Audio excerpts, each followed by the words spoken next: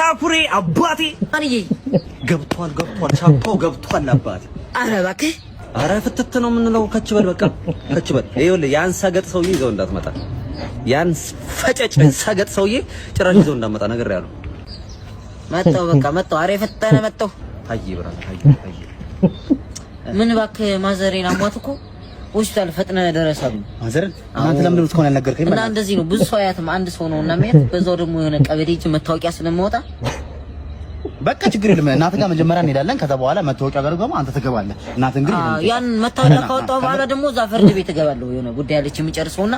አንተ እዚሁ እና ፍርድ ቤት ይኸውልህ ስንት ነገር አለ መሰከር አምጣ ትባላለህ ስንት ነገር አለ በእናትህ የዛ ሰዓት ላይ እኔ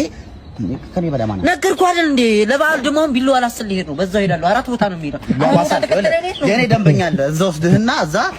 ታስሞርደዋለሁ ነው የምልህ በቃ ምንም እንዳታስብ ያን ከጨረስኩ በኋላ ደግሞ ለእናቴ ሾርባ ምናምን ጁስ ምናምን ልገዛ ስለሚሄድ አምስት ቦታ ነው የሚሄድ እናትህ ታማለች አንተ እንደጋት ሆናል እኔ ሾርባውን እሰራለሁ እና እንዴ ምንም አንተ ጥቁር ስለሆንክ ሲጀምር አትጠያትም እናቴ ነህ እኔ ካዩት ይበቃል አልኩህ አንዴ ችግር አለበት እኔ ልጠይቃት ነው አይደል የምሄደው በቃ እቃ ነገር ጋር ስለ እጠይቃታለሁ በቃ አንድ ነገር እንግዲህ አትሄድም እዚሁ ሁን በቃ